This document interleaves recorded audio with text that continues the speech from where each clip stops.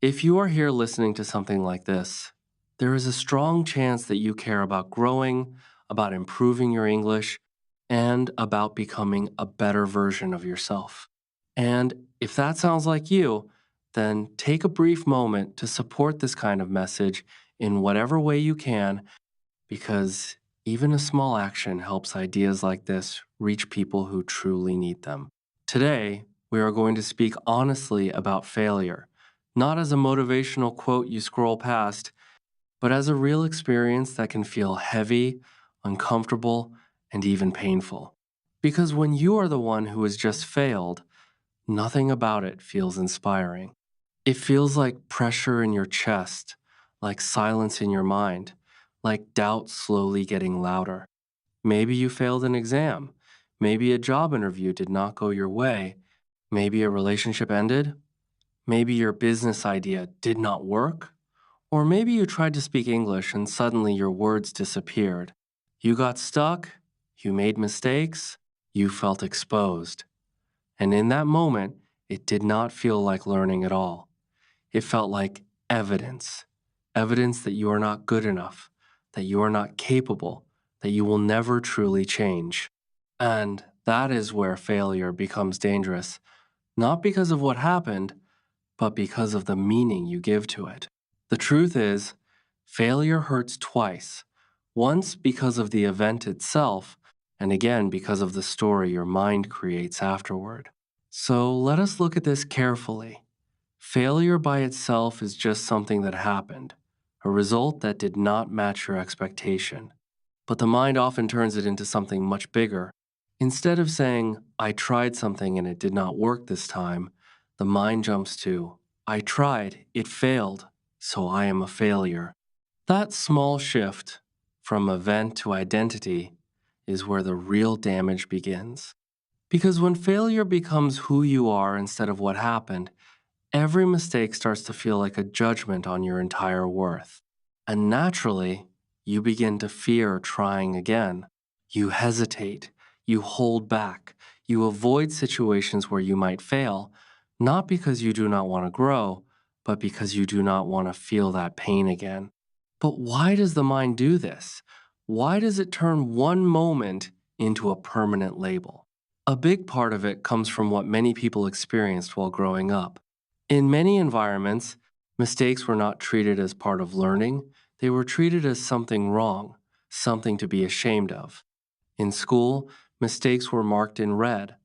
At home, they might have been criticized or mocked, and slowly your mind learned that failure is not safe. It learned that failure leads to rejection, judgment, or even loss of respect.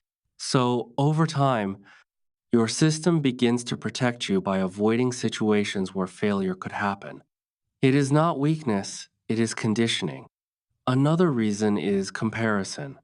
You look around and see other people succeeding, especially online, where everything looks polished and perfect. You see results, achievements, confidence, but you do not see the struggle behind them. You do not see their failed attempts, their doubts, their awkward beginnings. So you compare your real, unfiltered life with someone else's edited highlights, and of course you feel behind. Of course you feel like you are the only one struggling. But that comparison is not fair, and it is not accurate. Now, let us connect this to English, because this is one of the most common areas where fear of failure shows up. You try to speak, and maybe your sentence is not perfect, maybe someone does not understand you immediately, and suddenly your mind reacts. It says, see, you cannot do this. You are not good at English. Better stay quiet next time. And so you do. You avoid speaking, you stay silent, you tell yourself you will practice later, but later keeps moving further away. In trying to avoid failure, you also avoid progress. English becomes something you study in your head, but not something you use in real life. And this is how fear keeps you stuck.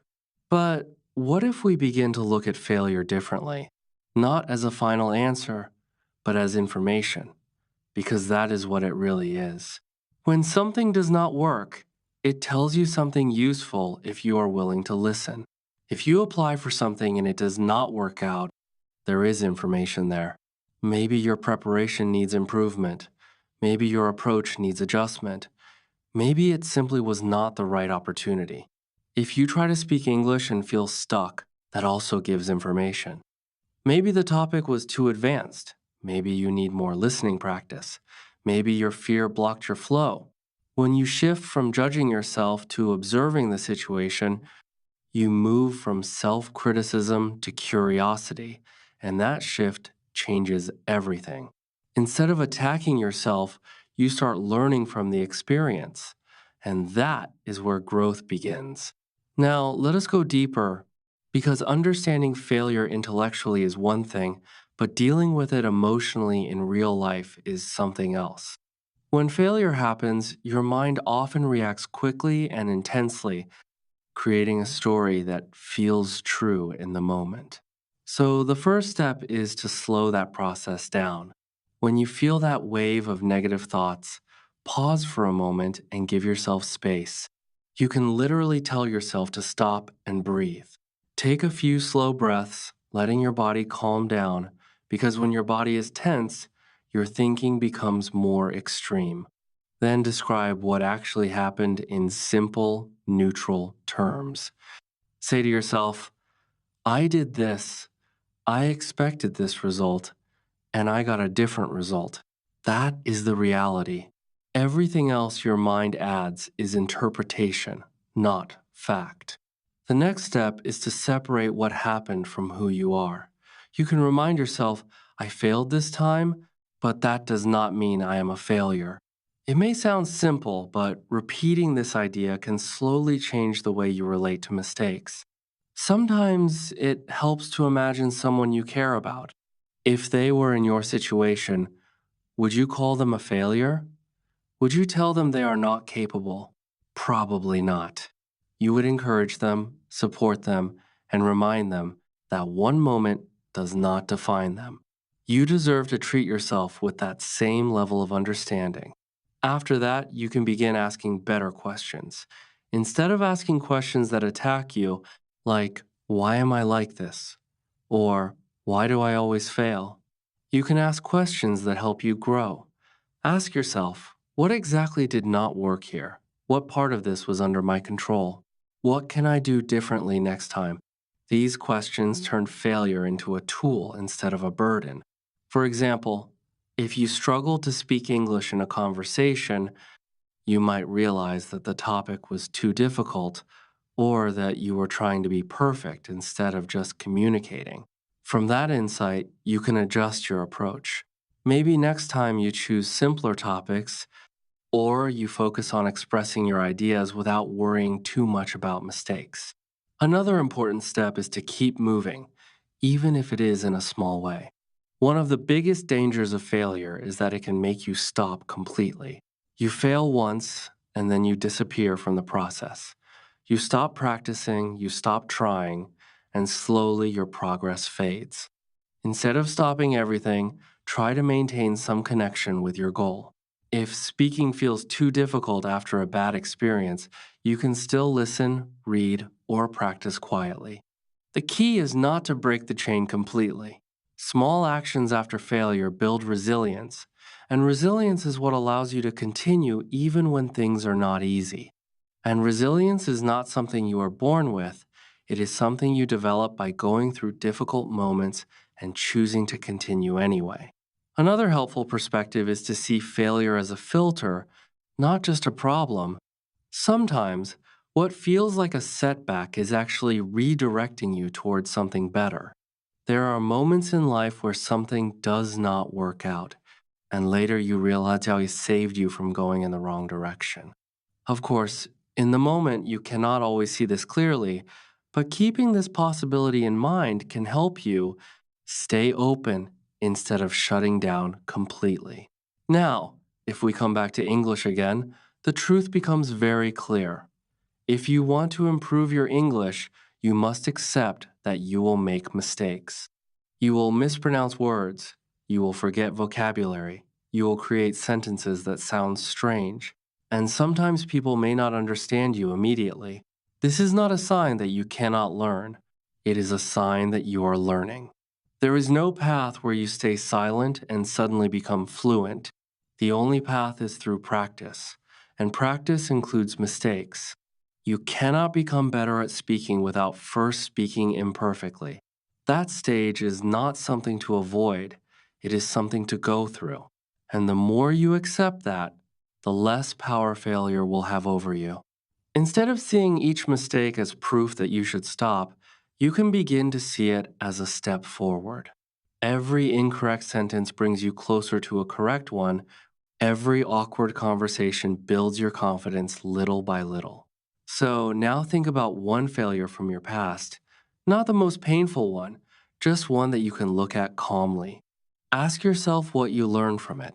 Maybe it taught you something about preparation, maybe it showed you what does not work, or maybe it revealed how much you care about improving.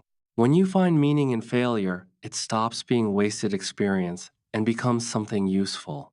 And finally, remember this: your life is not defined by a single moment. It is not one exam, one conversation, one attempt.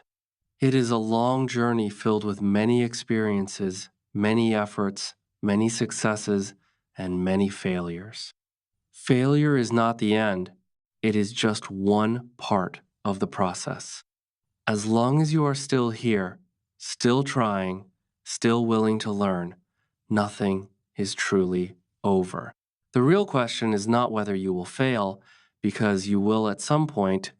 The real question is what you will do after that. Will you use failure as a reason to stop, or will you use it as a guide to improve? You do not have to suddenly feel comfortable with failure, but you can make one small decision. The next time something does not go as planned, you will not label yourself as a failure. You will acknowledge the moment, feel what you feel, and then ask, what can I learn from this, and how can I try again? If you can begin to do this, even slowly, even imperfectly, you will notice a shift. Failure will no longer control you the way it once did, and step by step, it will become something that helps you move forward instead of holding you back.